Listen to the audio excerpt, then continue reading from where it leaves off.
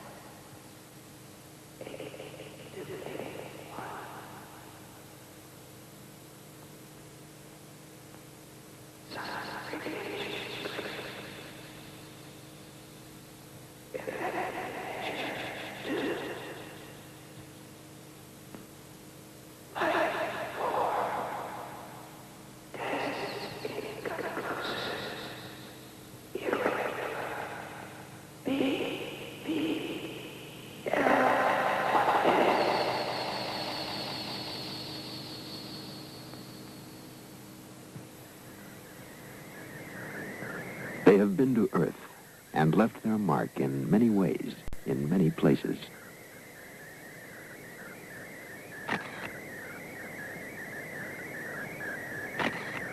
Figures etched on the plain of Nazca tell a story of explorers from outer space. The secret of the story has been learned. The visitors have been here. They have been described in many ways by many men, from primitive drawings to detailed histories, since the beginning of man's stay on Earth until this day. In the Andean mountains of South America, on the deserts of Egypt, in the temples of India, on islands in the Caribbean, the evidence is clear.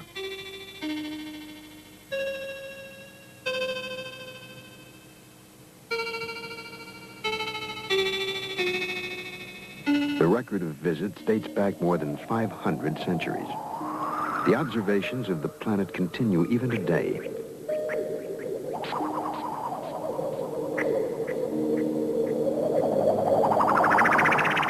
Monuments to the visitors that were created thousands of years ago have been found.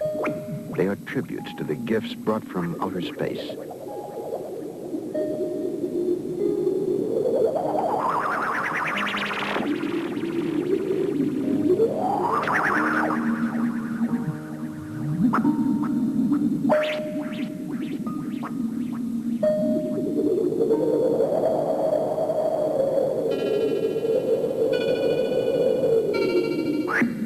What has been unexplainable can now be explained. The brief glimpses of visitors provide a clue to their purpose and the reason for their coming.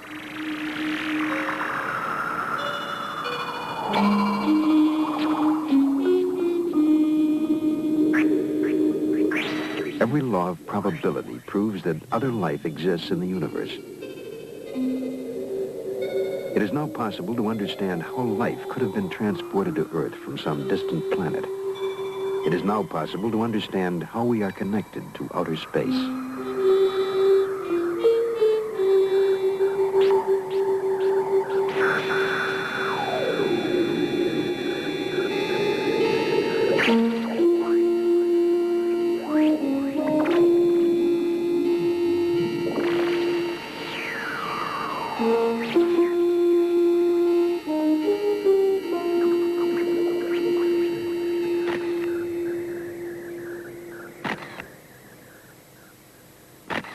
A remarkable prophecy etched in stone predicts the year and the day on which the visitors will return to stay.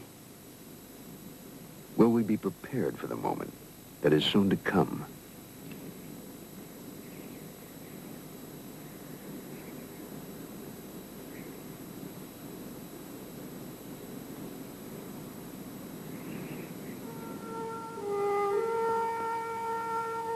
To travel successfully in deep space, man would have to hold the secret of his most precious dream, immortality. Distances are so vast that the spark of life must burn for eons to assure the successful transport of life from one galaxy to another.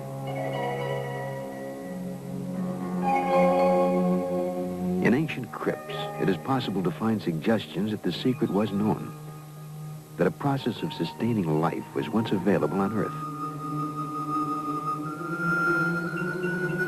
X-rays of mummies, thousands of years old, indicate that they were encased at very young ages. Most were no more than 20 years old.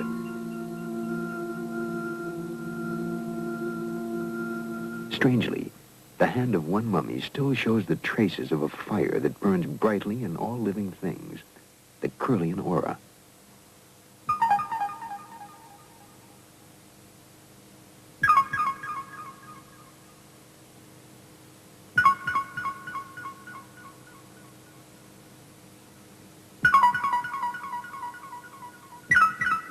You were witnessing the strange, as yet unexplained event called the Kirlian effect. Its presence has been suspected for years. Only recently could the living spark be photographed.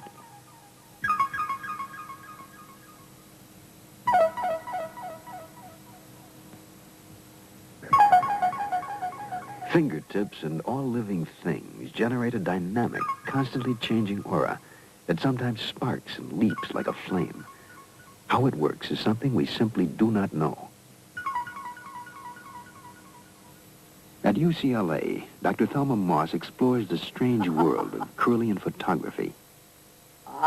Let's say that there are about 6 different words that we can describe for this effect, depending on who you are. If you are a conventional physicist, you will call it a corona discharge. And that means it's an electrical emanation caused by the current and the voltage going through the object. Some people who are more inclined to the occult or to the mystical will call it an aura, and they will compare, for example, in famous paintings, whether it's of Buddha or Jesus or Mohammed or anywhere around the world, there are these auras that are circling around the head, and they would like to believe that what we are photographing with this electrical photography is a representation of that, something invisible to the eye, but which exists in and around the body. That's another word. Then if you want to be sort of non-committal, as I prefer to be, I would call it an emanation or some outpouring of an energetic thing. The Russians call this energetic thing by a technical name, bioplasma. Fairly dim. Really dim? Do you want more? Her laboratory is a sealed, light-proof chamber where the mysterious force can actually be seen. Triggered by an electrical current, the flaming halos that burst from objects exposed to the Kirlian effect will be captured on high-speed film. An ancient marine creature that died 450 million years ago displays the residue of an ancient life force. Oh, look at that. Isn't that fantastic?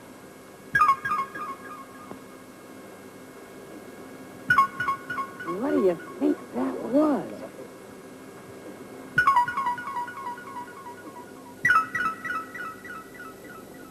Okay, here's a very healthy and vigorous plant, and I'm going to take a leaf from it, and what I'm going to do here is cut off one good, healthy section of it like that. And when I do, I'm going to place it on the glass electrode here so that you can see very clearly where the leaf has been cut. Is that good for you, Clark, for framing? Okay. Now, when we turn on the Kirlian apparatus, I think, hopefully, that we will see in outline the part of the leaf that has been cut away. We call that the phantom leaf effect.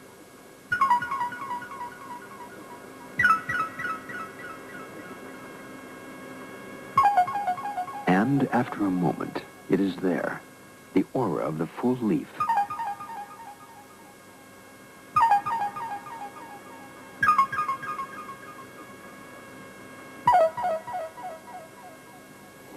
Okay, Arlene and Fred, would you step over on each side of that glass plate?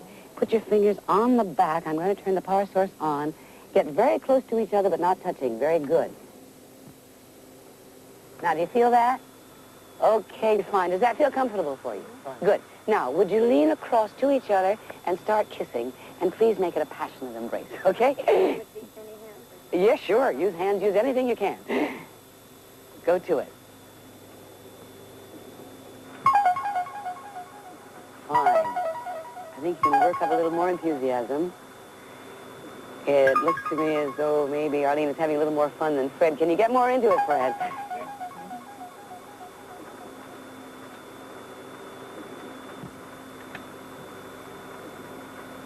It looks like it's pretty good.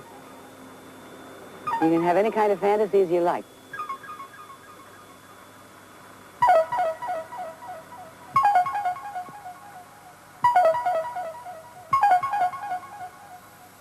The life force responds to an emotional experience. Okay, that looks just fine. What is it we're looking at in Kirlian photography? And up to this moment in time, nobody knows. Whatever is seen in Kirlian is seemingly immortal and possibly universal.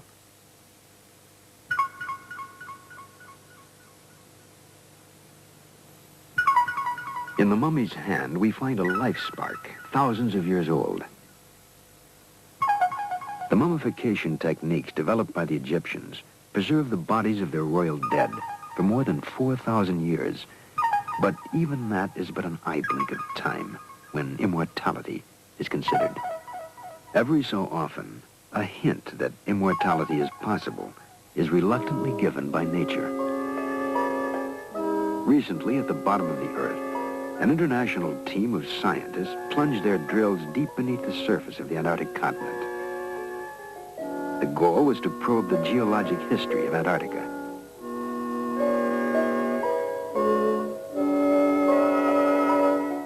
420 feet beneath the surface of McMurdo Station, Dr. Roy Cameron touched immortality.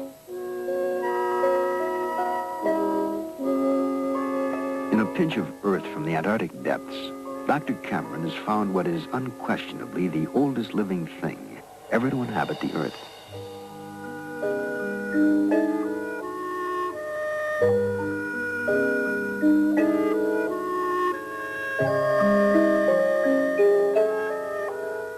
After spending millennia freeze-dried in the cold rocks of Antarctica, a colony of bacteria have reawakened in the warmth of the laboratory.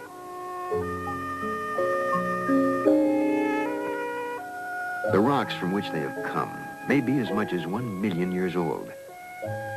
The ancient bacteria, never before seen by man, are once again growing and reproducing, 1 million years after they first came into existence. Immortality is possible.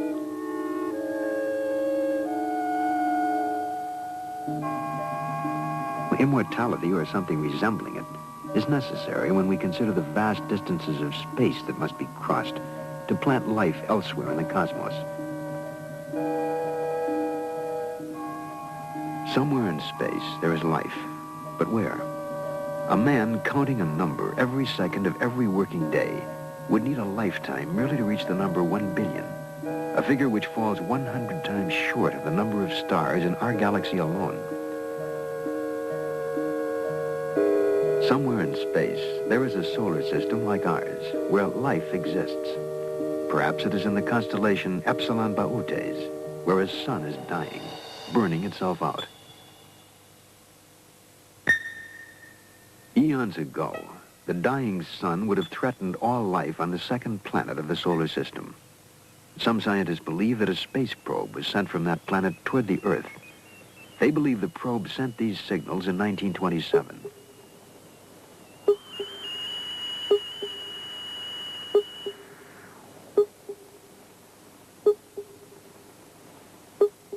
Duncan Lunan of the British Interplanetary Society has interpreted the signals as a message from the space probe, a message from a dying planet in Epsilon Bautes. Duncan Lunan. What occurred to me was that the stars are spaced at random in the sky, therefore the coordinates of a star map, expressed numerically, would be a random series of numbers. There are 7 dots in the barrier, and there are 6 dots on the right-hand side here. And they have quite a marked resemblance, very marked indeed, to the constellation figure of THE.VHS.VAULT, the herdsman. These short lines of intense, rapidly repeated echoes appear to be of the nature of clues, as it were, to the interpretation of the panel. It's like these sort of children's puzzles where you join up the dots and you make a shape, so that you could sort of take it like this. It starts here. We come from Epsilon Bovis, which is a double star, and then we have this interesting sort of swallow-like shape here, and it says, or seems to say, we live on the 6th planet of 7. Now, 2 signals later, we get an absolutely explicit statement in another scale figure that they came from the 2nd planet to the 6th. They've got a whacking great arrow pointing from the 2nd planet to the 6th with a sun dot at the front end of it. The sun, in other words, it says the sun pushed us from the 2nd planet to the 6th. And just in case we haven't got the point, it's repeated in exactly the same way 2 signals later. The signals are the only known message from space. In the sequence of sounds, Duncan Lunan has found a specific message of a population moving from the 2nd planet to the 6th in Epsilon Bautes. And then where? Perhaps to Earth. The signals are an SOS to the universe. In this situation, the inhabitants of the planetary system would find themselves in real danger. Their own planet would get hotter. In time, all the planets would get very hot. They would have, in other words, to perfect first interplanetary and then interstellar travel in order to get away from the sun. So the probe then came to the Earth. It came to the solar system. It located the Earth. It came into orbit around the Earth, and it began looking for signals, radio. The signals is correct. A space probe is now traveling in our solar system, monitoring life on Earth. It may already have been seen by American astronauts. Gemini 7 here, Houston, out of your 8. Loud and clear. 7, go ahead. Bogey at 10 o'clock high. This is Houston. Say again, 7. So we have a bogey at 10 o'clock high. Roger. Gemini Control here again. The reference in that conversation was bogey. It was Borman who reported sighting the bogey. This is Gemini Control Houston at 4 hours, 24 minutes into the flight. Bogey is the code word for an unidentified aircraft. But a bogey in space is almost beyond belief. Or is it?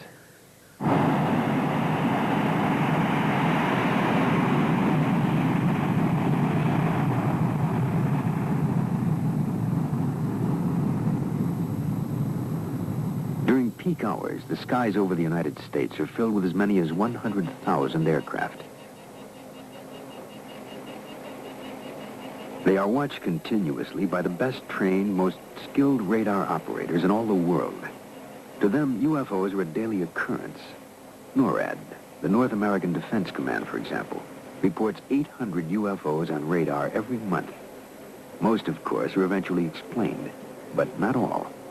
Almost 400 sightings are still carried on the books as unidentified flying objects.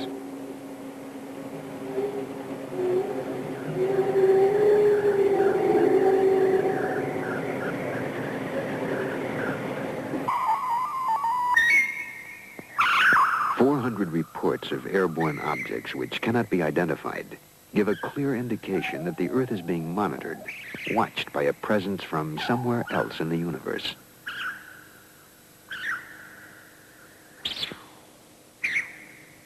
To an incoming space probe, the solar system is unknown territory that must be charted and searched for evidence of life.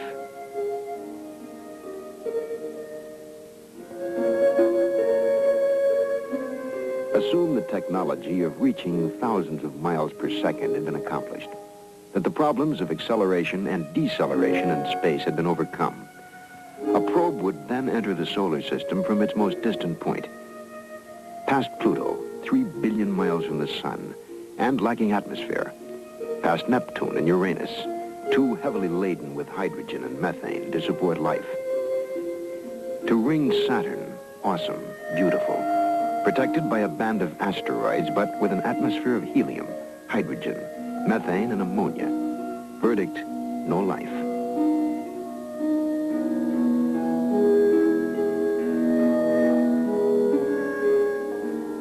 Ahead on the journey lie the most probable planets where life might be sustained.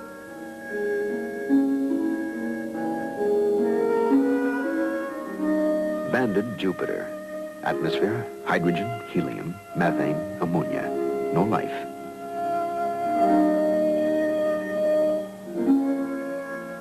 Mars.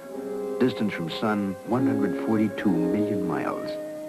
Diameter, 4,200 miles. Atmosphere, carbon dioxide, carbon monoxide, argon. Probable life. Mars. Life potential close-up survey. Planetary atmosphere thin. Water present in small quantities. All life forms designated primitive. Existence marginal.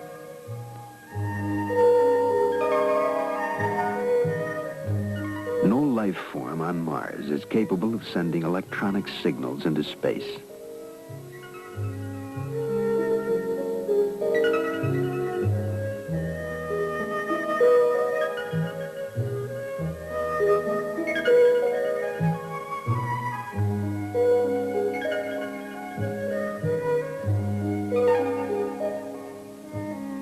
No, if there is intelligent life in this system, it must be on the third planet, the blue world called Earth.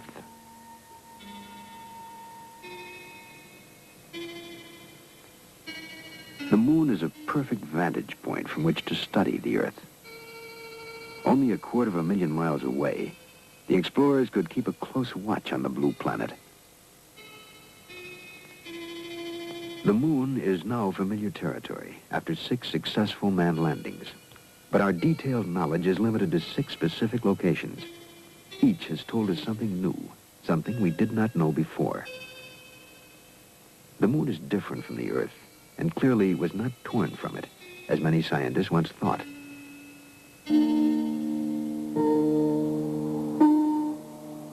We have found minerals in abundance on the moon, minerals that are extremely rare on Earth, yet they are vital to successful space voyages.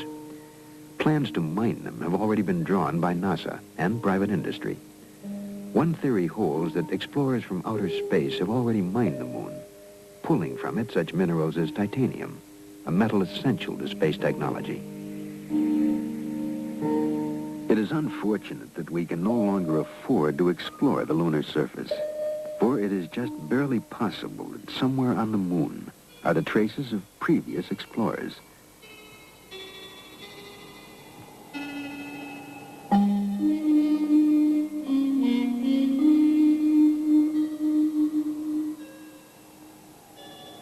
If travelers from outer space were seeking an exploitable planet in our solar system, the moon would become the jumping-off point for their explorations.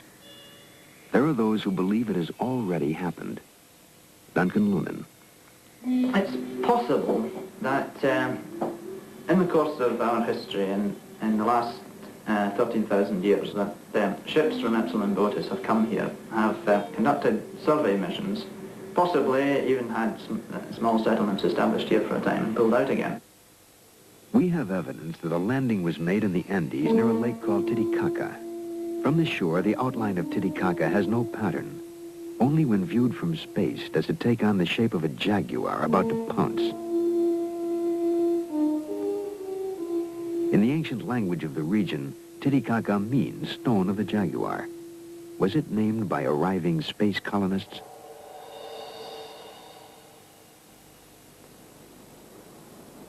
An arid mesa called the Altiplano fringes Lake Titicaca.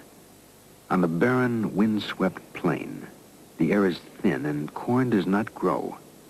It is a harsh environment, yet there is reason to believe that here, long ago, Earth Base 1 was established. Earth Base 1, a starting point on a new world, a place to practice such advanced technologies as planetary and biological engineering. Most of the traces of Earth Base 1 have been obliterated. The Inca who dominated this part of the world erased the histories of the regions they conquered. But in the mounds, rubble, and broken walls of an Andean plain lie the ruins of a once great city called Tiwanaku, It stands mysterious and unexpected at 13,000 feet above sea level. It might have housed the most advanced civilization of ancient times. Long before the Inca arrival, Tiwanaku was a reality. And the question arises, how much did the Inca take away in plunder, and how much in technology? The Inca did not build Tiwanaku, nor did the ancestors of Indians who now live on this desolate mountain plain. Despite years of study and analysis, scientists are still unable to date these ruins. Estimates of its age range from 1,200 to 15,000 years old. But 15,000 years ago, man was still using flint tools and had not yet developed agriculture. The monolith tells its own story of Earth Base 1. In 1927, the carvings were interpreted as an account of the Earth's original capture of the moon. The theory was dismissed as nonsense. But at the close of the Apollo program, there has emerged a similar theory that the moon has wandered through our solar system, only to be captured by the Earth.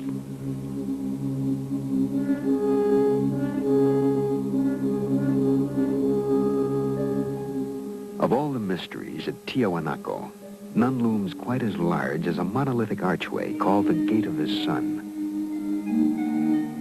Cut from a single block of andesite, it weighs at least 10 tons. No one knows how it was transported or what tools were used to carve the mysterious figures that run across its face. For the carefully chiseled lines depict birds that never flew in the skies above the Earth. A record in stone that we cannot read, except for one intriguing feature, the eyes, which form a part of still another creature. Figures barely discernible, but nonetheless familiar to us as space-helmeted astronauts. No less mysterious are the eyes of the god atop the arch. 2 tears are deeply etched into his cheeks. And no one can say why the sun god of Tiwanaku weeps. And so it stands, a brooding, mysterious ruin atop a desolate mountain plateau, 13,000 feet in the air. Was it built by those who came to make a new home of planet Earth? 300 miles away, on another plain, lie the strange lines of Nazca. From ground level, the lines are very shallow scratches, barely 4 inches deep. Yet they have remained intact for thousands of years.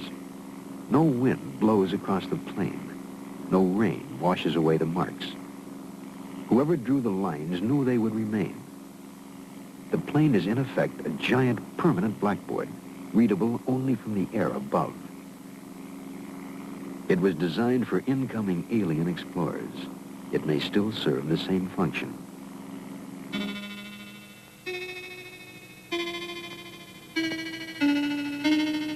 April 15th, 1966. A television cameraman filming a commercial in a helicopter saw and filmed something that has still not been explained.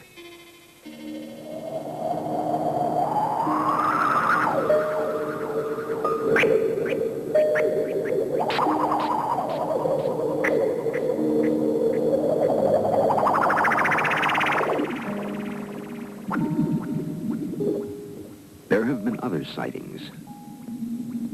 April 2nd, 1966. A Melbourne, Australia businessman photographed an object hovering in the sky.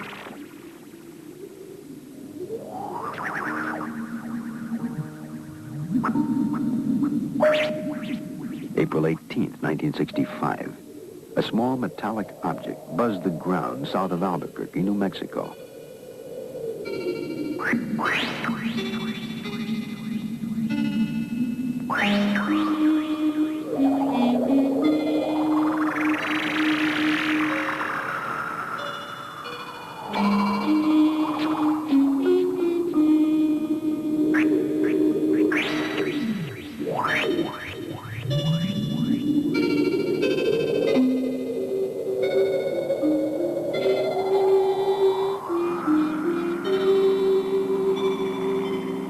The lines at Nazca are only 4 inches deep, and yet they remain unblurred by the passage of 2,200 years. Nazca serves as a critical link between Earth and outer space. The lines are a route map pinpointing sites of mystery all over the world. One line pointing east leads to a remarkable unexplained artifact 300 miles away.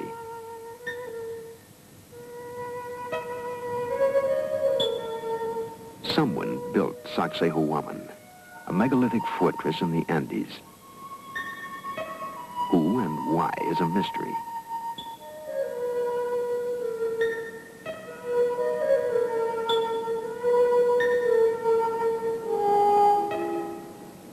At one point, the Inca used Sacsayhuaman as a base. According to legend, Inca kings thrust their fists into the depths of the snake chiseled into the stone. From it, they received a special power. A compass needle thrust into that same snakehead will spin wildly, for the stone is heavily magnetized.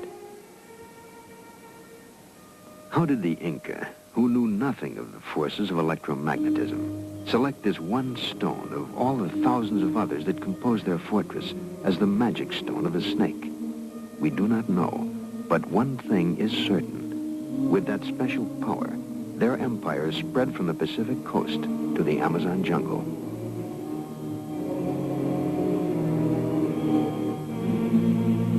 The Inca knew nothing of the wheel, and yet their roads are still in use today. They had no alphabet, yet we are asked to believe they developed an engineering technology that built structures such as this. Or did they? Were they creators or inheritors of a civilization transplanted to the Andes from somewhere else?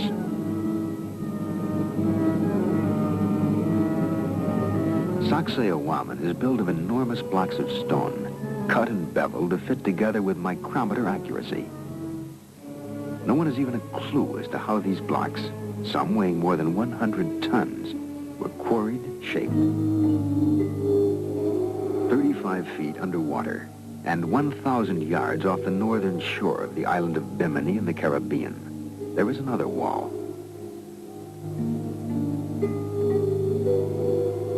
There is absolutely no indication of who might have built it, but the huge blocks bear a striking resemblance to the masonry of the Incas. Some scientists claim it is a natural formation and not a wall at all. But if ocean currents cut the stones in the sea bottom, did they also cut them at right angles to each other? The Bimini Wall is but one of many mysteries in the Caribbean region, known as the Bermuda Triangle. Here, ships and planes vanish under circumstances that defy all logical explanation.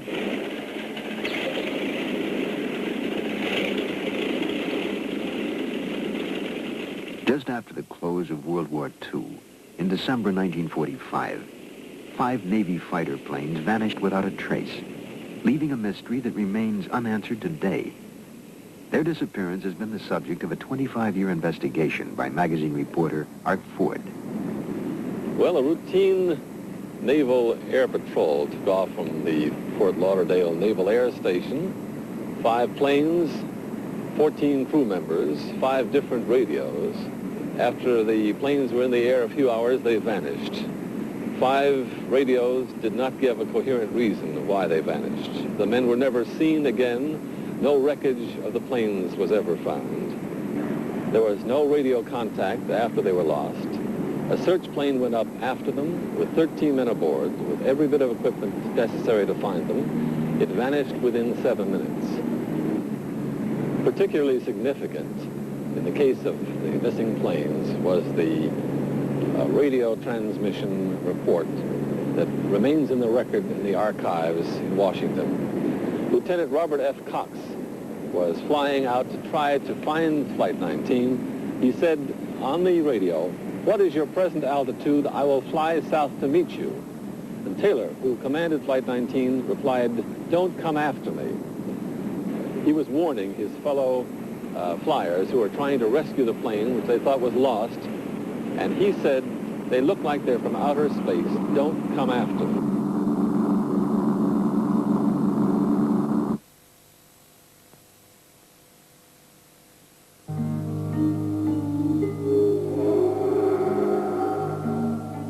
On March 5th, 1918, the USS Cyclops entered the Bermuda Triangle.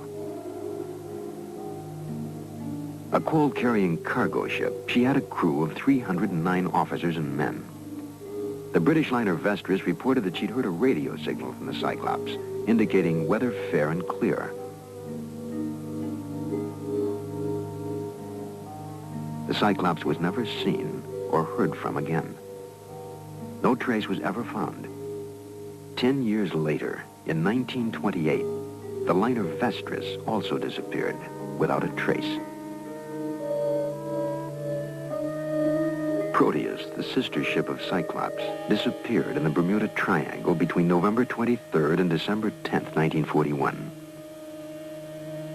She was carrying a cargo of bauxite.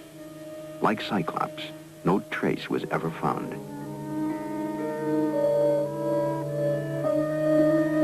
January 8, 1962, an Air Force KB-50 air tanker disappeared in clear weather.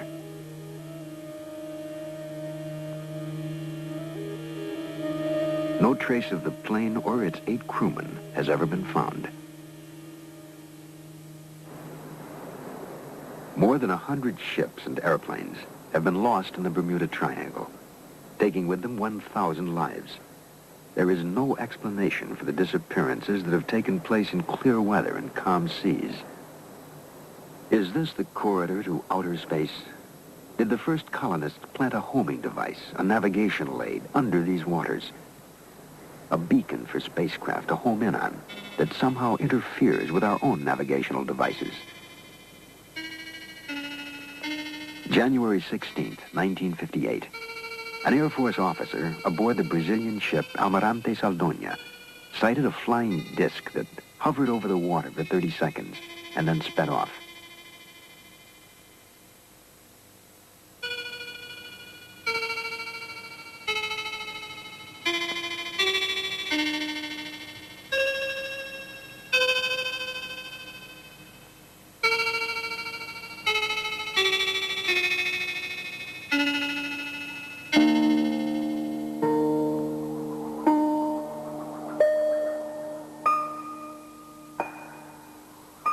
January 13th, 1967. A UFO was photographed as it dove and climbed above the Louisiana bayous.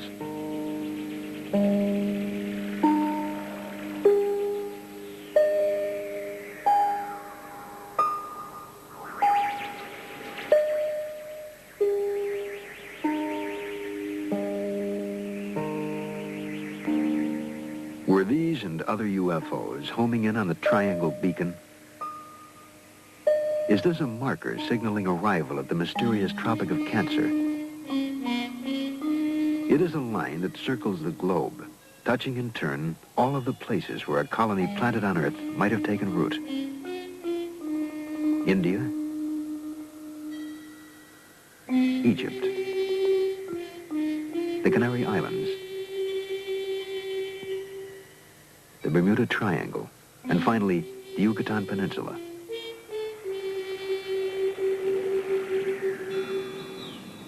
The deep jungles of Central America make an ideal hiding place for a colony cut off from its home planet. To this day, the steaming, malaria-ridden lowlands of the Yucatan Peninsula remain largely unexplored. Yet this is the home of the most mysterious people on Earth, the Mayans.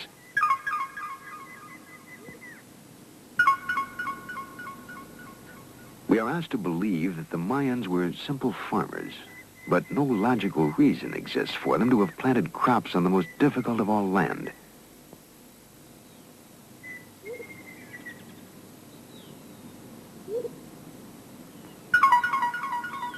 No, the Mayans came here not to farm, but to hide. No records tell where they come from. No evidence explains where they have gone. Only citadels like Uxmal stand to remind us of a people markedly different from any other race on Earth. A brilliant civilization grew and flourished in absolute isolation, seeming fearful of contact with other people on Earth. Priests were the repository of all Mayan knowledge. They alone possessed a secret language, distinct from that used by the rest of the people, a language they brought from somewhere else and jealously preserved. There are many other indications that they are not of the Earth. We know of their advancements. They developed mathematics to a high art. They invented the figure 0.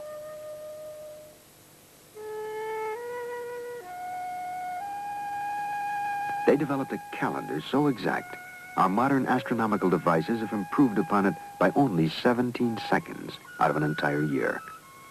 They also had a calendar which accurately measured a 260-day year, obviously not a year on Earth. Perhaps it is a year on the planet from which they came. Mayan pyramids may have been the first in the world, the models for all the great pyramids. And here, too, we find a connection to outer space. The very shape of the pyramid gives a clue to the secret of immortality. An enterprising young physicist, Dr. Patrick Flanagan, interprets the link. Strange things that happen inside the pyramid, but no one was able to pinpoint what these forces were. And my research for the last 3 years has been on pinpointing these forces and discovering what the effect is. I've discovered that the pyramid is sort of a cosmic greenhouse. By this, we know that the pyramid shape is designed to intercept certain cosmic energies from cosmic particles, in the same way that a greenhouse is designed so that the sun's rays will enter the greenhouse at a right angle in order to effect maximum transfer of infrared energy into the interior of the greenhouse. The walls of the pyramid are designed for maximum transfer of this energy, bioplasmic energy or biocosmic energy, whatever you want to call it, and certain phenomena occur in the pyramid. Grains of wheat found inside the Great Pyramid in containers or in the floor, 5,000 years old, sprouted immediately. Also, my own research indicates that, for instance, plants such as mung bean sprouts mummified in the pyramid are capable of growing after they have been dehydrated. So this indicates that the pyramid energy phenomena maintains the actual life forces within the organism. Beyond the possibility of immortality inherent in the pyramids of the Maya, it is possible that they inspired the sudden, unexplainable leaps made by other ancient civilizations. They may have shared their highly advanced knowledge of astronomy with others, for example, the Babylonians. We have found cuneiform tablets that mark the phases of Venus, the 4 moons of Jupiter, and the satellites of Saturn.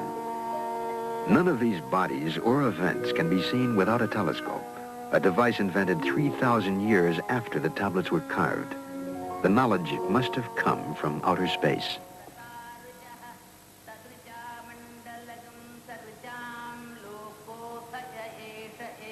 Throughout the world, there are references to interplanetary travel. To some scholars, the world's oldest source of wisdom is in India. This chant is part of a spoken encyclopedia called the Veda. It is at least 5,000 years old and may represent the oldest body of technical knowledge known to man. The references to space travel are direct. Clear descriptions are given of the craft that was used and the method of propulsion. The Veda, committed to paper 400 years ago, is still the target of intensive research by scholars such as Padmasri Sivaramamurthy, the director of the National Museum of India. In ancient India, as all over the world, they had a desire to travel in the sky.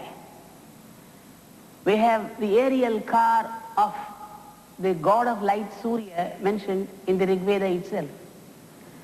We have also the Pushpaka Vimana, the wonderful aeroplane that could carry any number mentioned in the Ramayana. A real aerial car managed by an engine. The rishis could transport themselves to any planet that they wanted because of their siddhi. A force known as Siddhi might also have been called pyramid energy. Using this force, the ancients could transport themselves anywhere on Earth, into the skies, and finally to other planets. And did the Mayans use it to link together their cities? If the tales and images of space travel were limited to India, they could be dismissed as the product of overworked imaginations. But how then could we account for primitive drawings in the rocks of Indio County, California?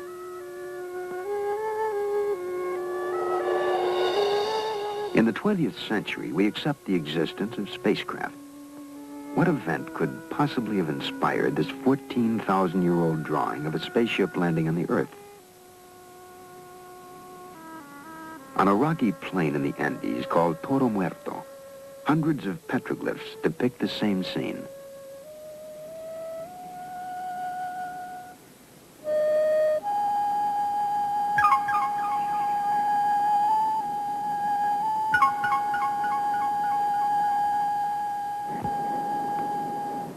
We find evidence of past visits from space in many parts of the world. The 2,200-year-old Dead Sea Scrolls found in the caves of Qumran bring us closer to the original Bible than any other source and contain clear references to the holy ones descending from the heavens. While biblical scholars study the scrolls for their theological implications, other scientists have looked to the Bible for evidence of extraterrestrial visits. An aerospace engineer at NASA's Marshall Space Flight Center, Joseph Blumrich, has found in the visions of Ezekiel a technical description of a spaceship. The prophet Ezekiel describes 4 encounters with spaceships. At first he saw clouds, fire, and he heard noise coming out from the sky out of the north. And as they approached, apparently it came rather quite in his direction, he observed what he calls living creatures. What Ezekiel calls the living creatures had straight legs and round feet, or calf's feet, sometimes they're called. And it was the description of these landing legs that made me take the book of Ezekiel serious from an engineering point of view. I have had the opportunity about 10 years ago to work with my group in my office for the development of such a landing gear for an unmanned lunar landing station. For that hypothetical vehicle, we developed the landing gear and what we call the footpad, and what Ezekiel would call the round feet.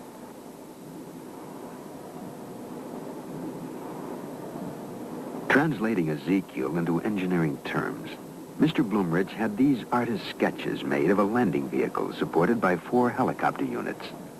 One of the interesting examples of Ezekiel's ability to observe and to describe are the faces he sees on these living creatures. What they actually are is quite interesting. Some helicopters, in particular in this case this one, needs protection, just some hood around to protect them against dust or weather and so on. They may have the distinct appearance of faces. The faces found in the metalwork of spacecraft may have been the figures reported by Ezekiel. The biblical tale is hardly an isolated example. Are ancient figures with spacesuit-like costumes the record of beings actually encountered? And where do the Indians of Colombia find models for these golden helmeted figures sculpted more than 1,000 years ago?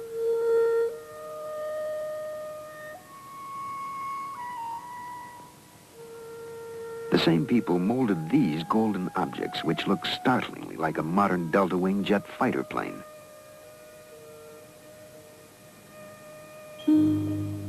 Could flight have played a role in the construction of this rocky fortress in Peru, called Ollantaytambo? It spans a pass through the mountains that link the jungle with the sea. The Inca builders were accomplished stonemasons who built a chain of fortresses across the Andes. But nowhere is there an explanation for the technology used to carry enormous pink slabs, each one more than 60 tons, from this mountain where they were quarried, and then 10,000 feet up the face of Ollantaytambo. What else but flight could account for raising the stones to the mountaintop?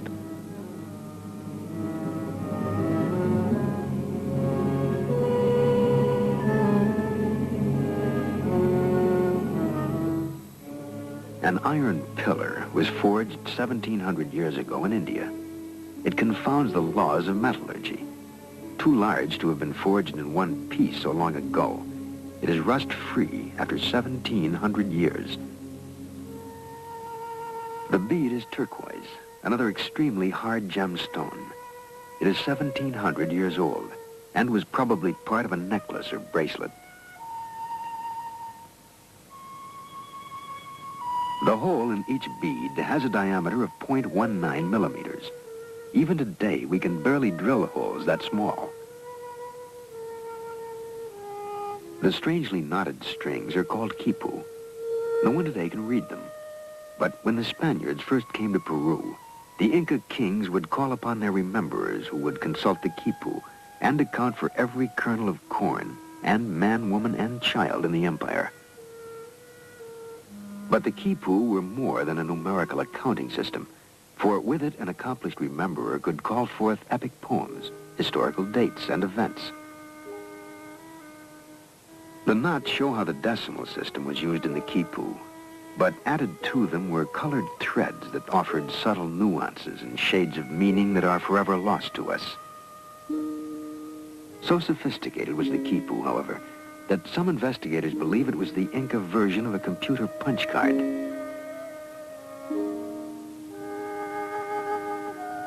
An enormous crystal was placed in a Mochica grave more than 1,500 years ago.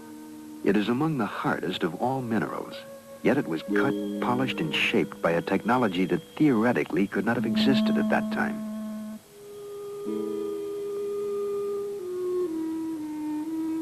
Other hands carved this skull. The British Museum calls it 15th century Aztec. But why would the Aztecs, who never created naturalistic art, suddenly render in crystal a skull? It is possible that the Mayan jungle strongholds provided the knowledge that advanced the civilization of all of the people on Earth. No matter where we look, we find evidence of their influence.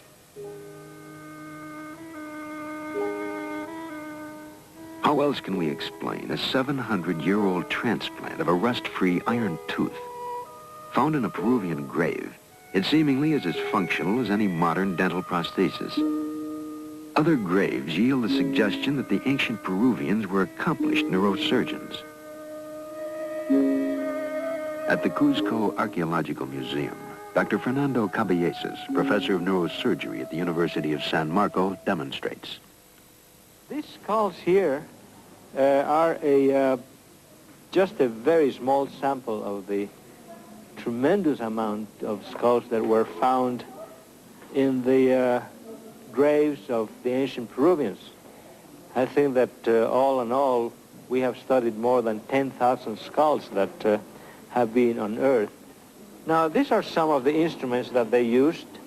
This is called the tumi knife, which was used this way just to open the scalp. This cannot be used in the bone. To open the bone, they used other bronze instruments like this, just to pry up the bone, like here, prying up the bone.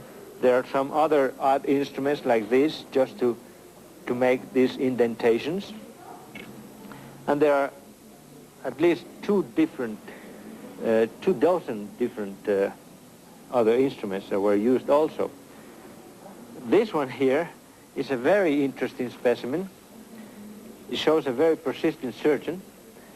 You find here that this man suffered 4 operations, and he survived every one of them. Either it was a very sick man or a very persistent individual who operated on them. But he was a very good technician, because after all, these areas, especially these 2 openings, are right over very, very dangerous sites that even right now, with all the techniques that we use now, we would just be very much afraid of operating in these sites. And this man really survived these operations. In Calca, near here, near Cusco, where about, I would say, 85% of these skulls show healed trephanations. 85% of survivals from... At the Yerkes Regional Primate Center, scientists implant monkeys with electrodes. The experiment stimulates the brain with radio waves and thereby controls behavior. Are today's scientists seeking knowledge already gained by similar experiments performed centuries ago?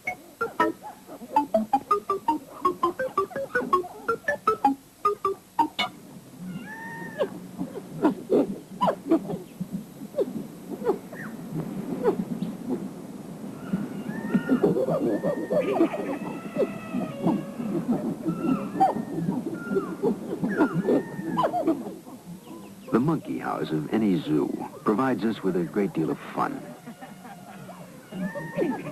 But occasionally our laughter is accompanied by an uncomfortable feeling. We're not too different from the apes.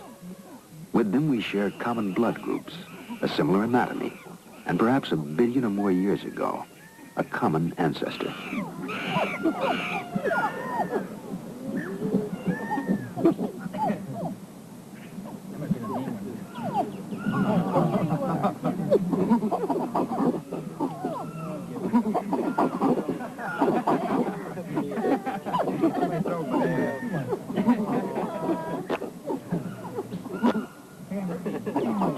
Over here, throw it here. Come here, monkey, over this way. Here you go. Throw it here, throw it here. Hey, over this way, come on. Sometime in the distant past, the links between man and ape were snapped by an event that forever changed the course of our evolution. But no one knows exactly what took place.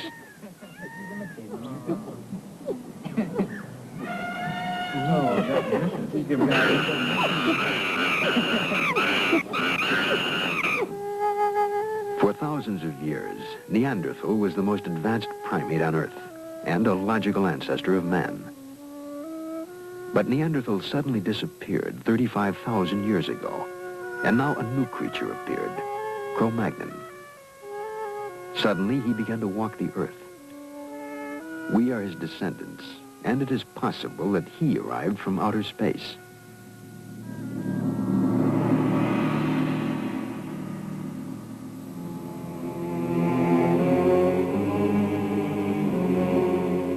Could evidence of Cro-Magnon's arrival be found at Tiwanaku at Earth Base 1? On the walls are heads, giving to an ancient temple the same feeling as a modern-day anthropological museum.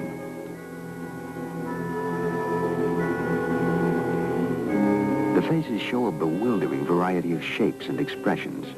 Some are familiar, others alien, a range that covers the racial spectrum of man. Are these, then, experimental designs for man?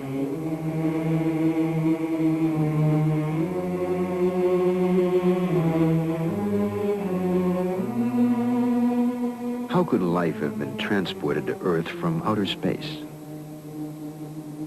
Certainly in a universe 13 billion years old, there was time enough for uncounted species to rise, create civilizations, and scatter them across the universe, reaching even the small, out-of-the-way planet called Earth.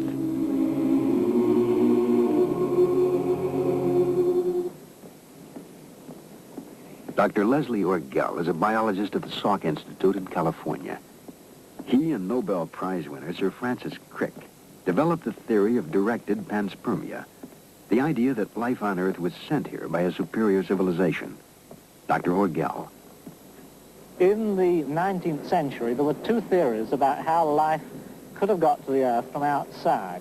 One theory, which was due to Lord Kelvin in England, said that life arrived as a spore carried on a meteorite.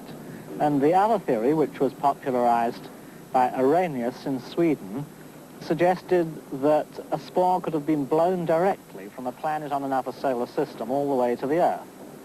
Now, in the last 10 or 20 years, it's become more and more clear that these theories just won't work, that a spore coming from outer space would be destroyed by radiation long before it got here, and a meteorite probably could never escape from another solar system. Now, directed panspermia is a sort of last attempt to resurrect the theory that life could have come here from elsewhere And the notion is that maybe life was deliberately sent here by a technological society on some other planet, probably in our own galaxy.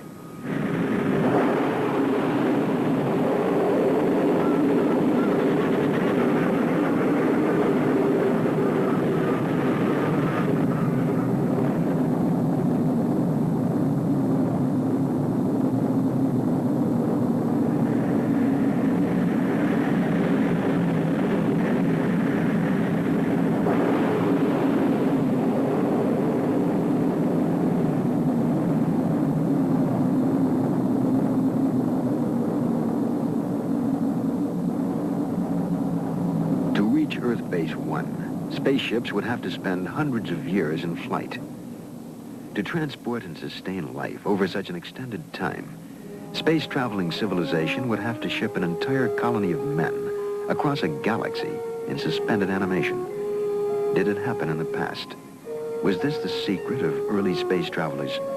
We now know how it might have been done.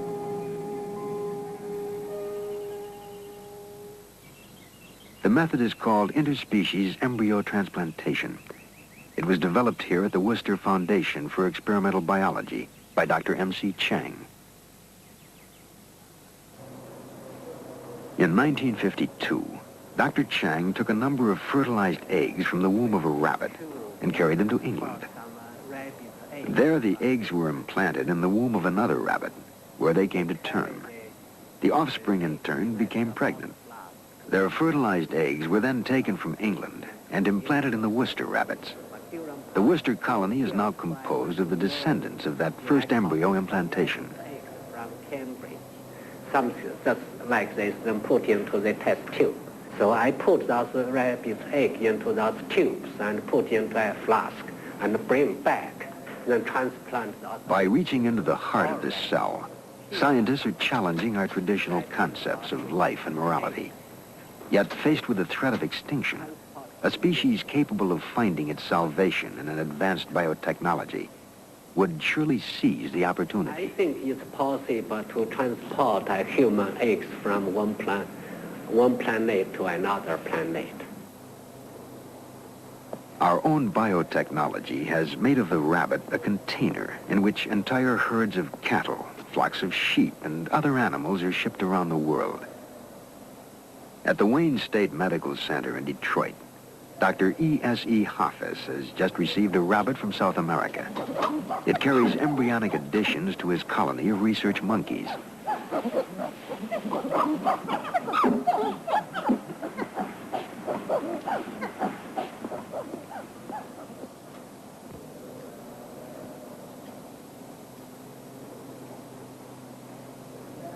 The idea of embryo transfer is to obtain large numbers of embryos from one species and ship them to another part of the world in an easy species like the rabbit. Now, we have a rabbit here, and we'll have 200 embryos of monkeys in them, in this one rabbit. The first step of this is to how to collect the embryo. This requires surgery.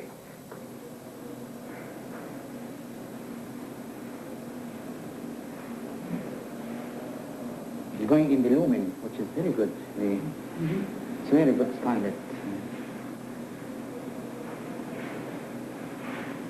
Then examination of the embryo under the microscope.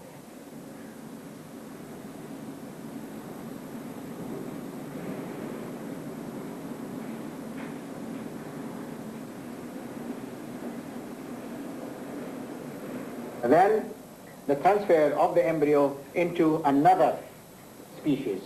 And then we will go to the monkey and transplant the monkey embryos that were put in the rabbit into this monkey. I don't like to put any air bubbles inside at all, so just we'll...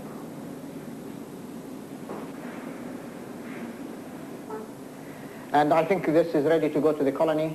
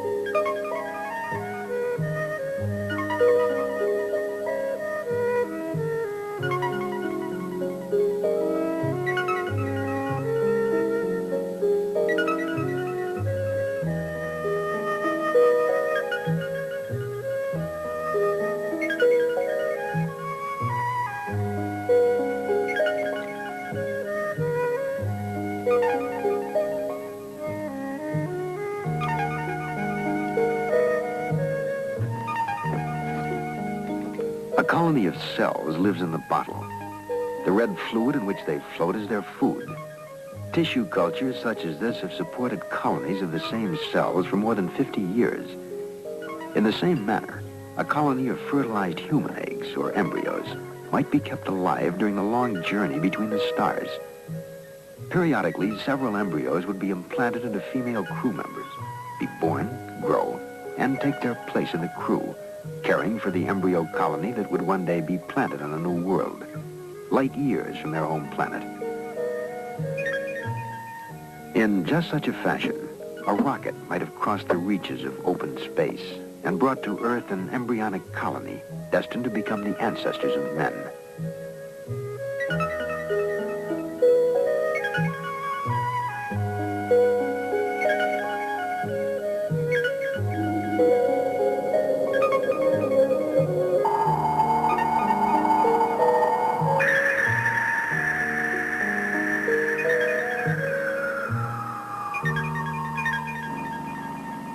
Do ancient drawings commemorate the arrival of life on Earth? All over the world, men have cut, shaped, and gouged the Earth to create images that could only be seen from the heavens. The more we understand the progress of modern science, the more we must re-examine the accomplishments of the past.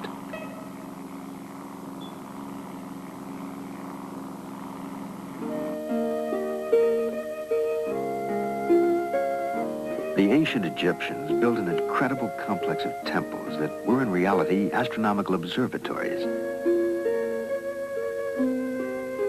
The temple of Amun-Ra, the sun god and creator, is aligned so that its axis points directly to the sun at the moment of the midwinter solstice.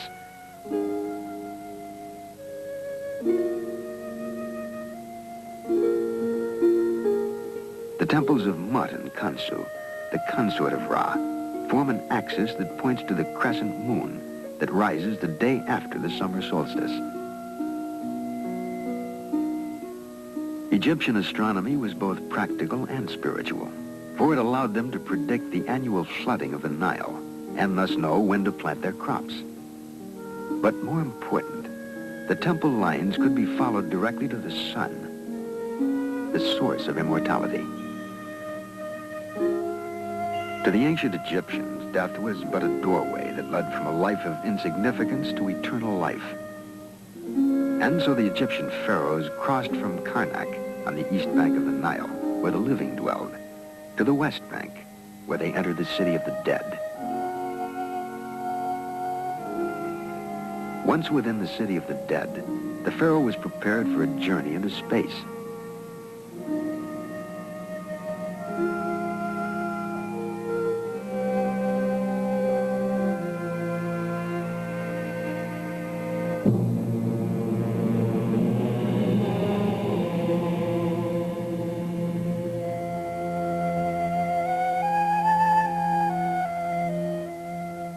In the light of present-day knowledge, the ancient Egyptian art of mummification seems an echo of modern-day preparations for space travel. The Egyptians believed that two spirits remained with a man after death. The second spirit, the Ba, was the space traveler. Each night, the Ba left the body and traveled with the sun through space until it returned to light the world again. To the ancient Egyptians, the Ka and the Ba were not abstract disembodied ghosts, but real entities, and they required a place in which to dwell for all eternity.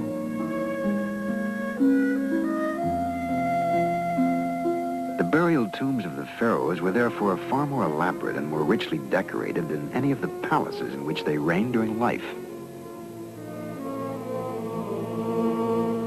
The death rites of the Egyptians may well have been imitations of an event they had been told of or witnessed, the preparations for a real voyage into space.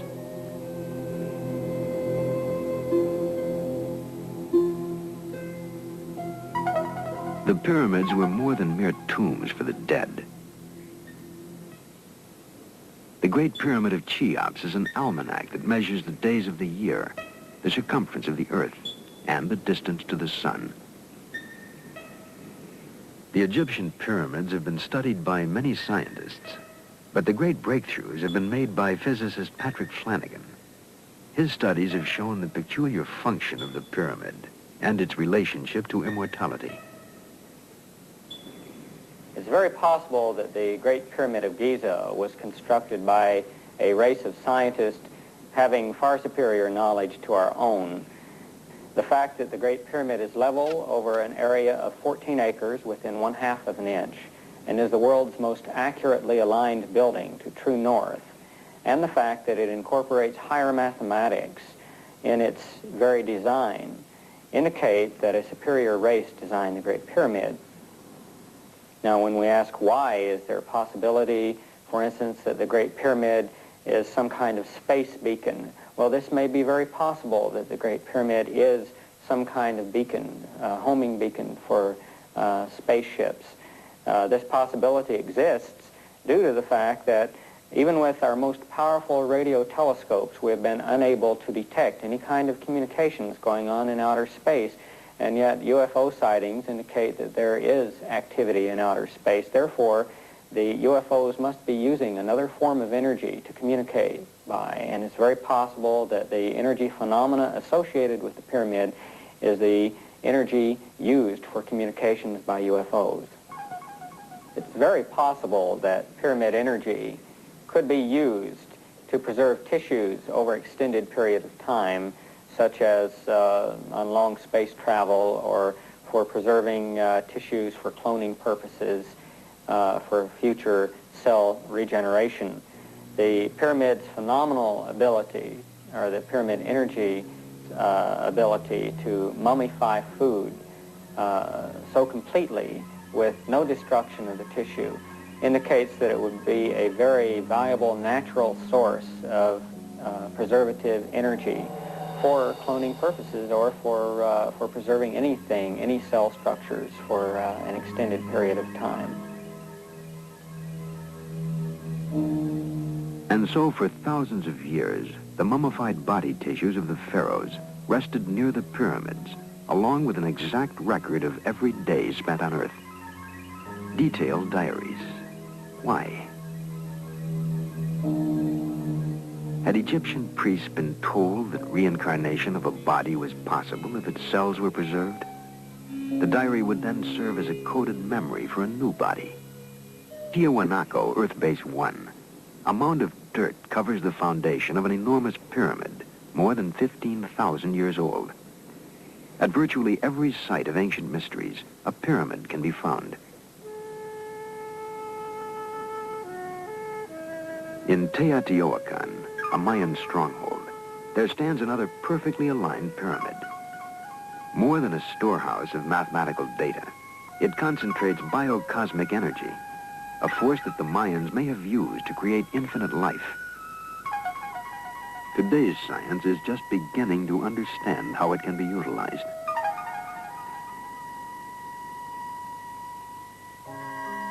The hope of immortality is contained in a genetic message stored in the nucleus of the cell.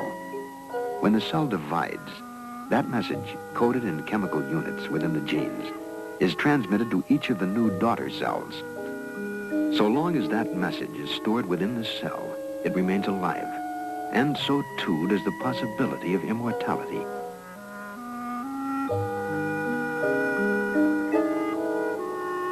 In the life cycle of the axolotl, a prehistoric-seeming creature named for the Aztec god of death and resurrection, scientists have found a form of immortality. At the University of Indiana, Dr. Janice Brothers uses the cells of one axolotl to create others, exact duplicates that are in every respect identical to the cell donors. The process is called cloning, and it makes theoretically possible the creation of an army of identical creatures with exactly the same physical and genetic features and capabilities. Eggs are collected from a white axolotl. If fertilized normally, the eggs would divide into a number of new, different axolotls, sharing as their one common trait, the white skin color. But these eggs are destined to serve only as carriers, mere biological putty containing no genetic message of their own. The egg nucleus is destroyed, It can no longer be fertilized and develop in the normal manner. It can no longer provide any genetic instructions to the individual that will develop from it.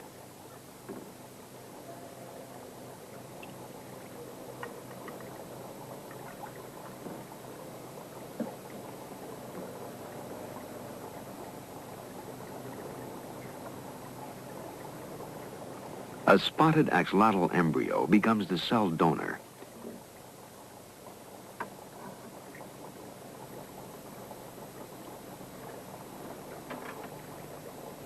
Carefully, the nucleus of a single cell that carries the genetic information is teased free and pulled into the pipette.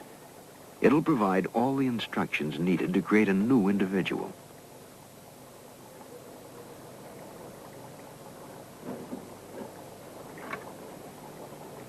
The nucleus is inserted into the unfertilized egg. One by one, cells from the same embryo can be implanted in host eggs. The results will be clones, a total replica of the creature from which the cell has been taken.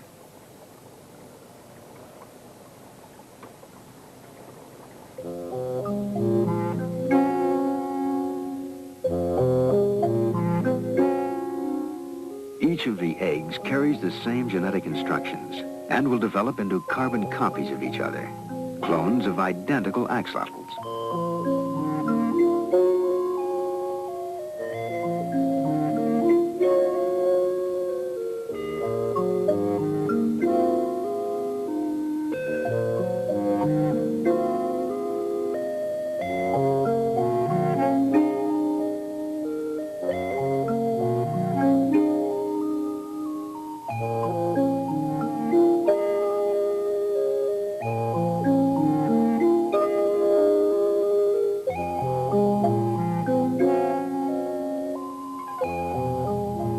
Virgin births have brought forth identical spot-by-spot copies of a single parent, a uniform set of clones.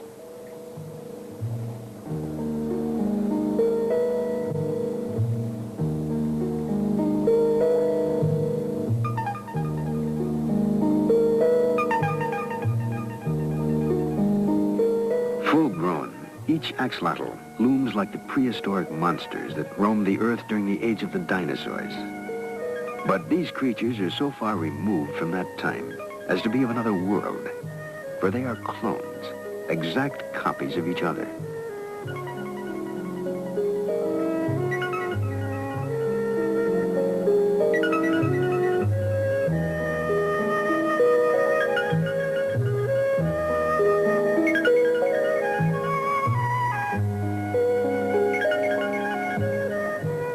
Scientists like Dr. Brothers are opposed to cloning human beings, for cloning creates a rigid mold that will stabilize one form, and that runs counter to the design of human creation and evolution. For only in our genetic variety have we gained the traits needed to survive the changes in the earthly environment, and perhaps also those we shall find on the alien unknown worlds of space.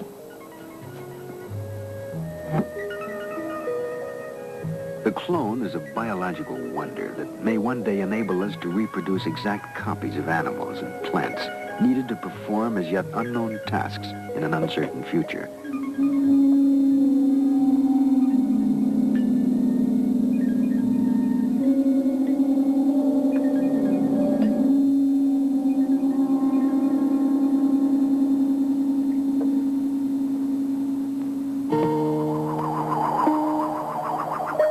The evidence is sometimes dim, often subject to different interpretations, but somehow the idea persists. The Earth has been visited before and will be again. The question remains, how will we communicate with the visitors?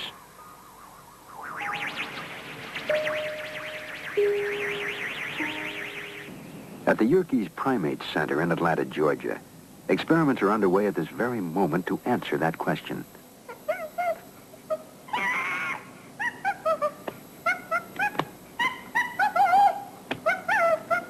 This is Lana. She lives in a plastic cage with a computer.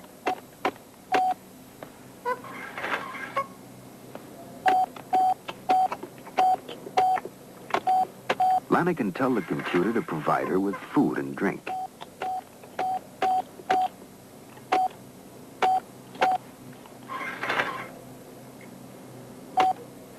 symbols are abstract, not pictures of real objects. And by using them, Lana is in reality using language as well as any human being. To get beyond the confines of her plastic-walled world, Lana tells the computer to open the window.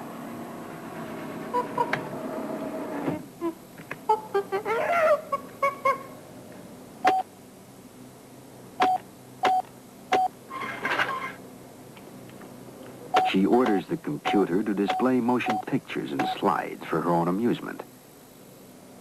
But more important, Lana can use the computer to talk to the scientists and technicians at Yerkes. One of Lana's favorite conversation partners is Tim Gill.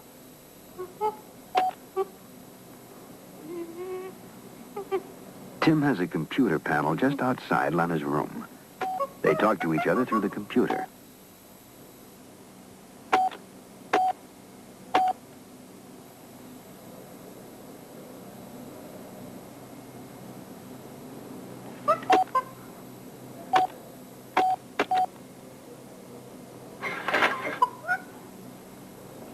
The language they share is not chimp chirping or English, but a language of symbols called Yerkish.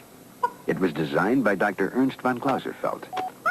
You have a breakdown of it here, a partial breakdown for all the requests that Lana can use. Please is a marker that tells that what is coming is going to be a request. Machine and Tim are two active agents. In the case of machine, there are two activities, giving and making. Giving has a number of objects. One of them would be piece of apple. It could also be piece of banana. If the machine is making something, it can't make a piece of apple. It can't make a piece of banana or an M&M. It can only make a slide, or it can make the window open.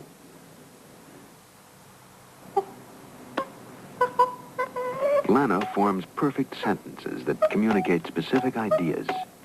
She has language in common with Tim. The experiment is not as sterile as it looks. Tim and Lana have developed a close relationship. Can Tim visit Lana, he asks.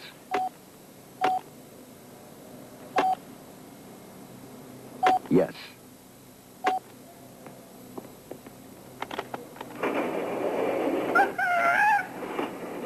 Much of Tim and Lana's friendship is based upon proper social behavior. Proper, that is, in chimpanzee society. And so Tim asks, can Tim groom Lana?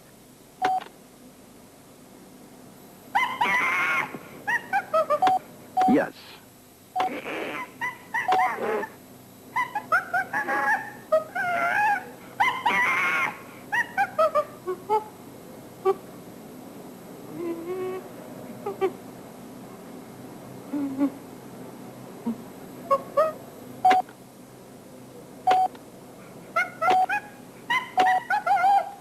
Will Lana groom Tim? Of course.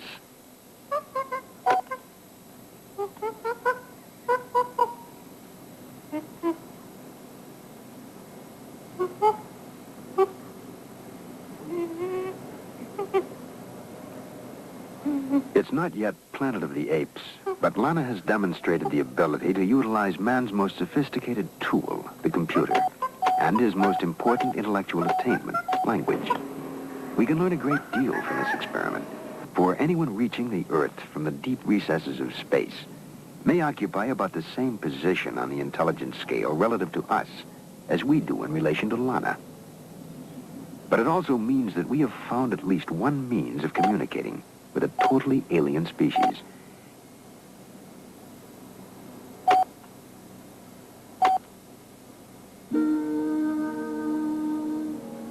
A language of symbols carved thousands of years ago is still being deciphered.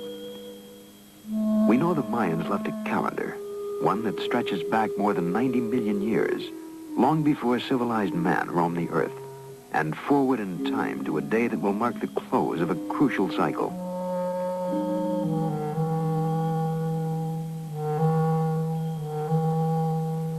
An inscription tells us that the modern period will end December 24th, 2011 AD. We may presume that they were computing the length of a space voyage and marking the exact date of return.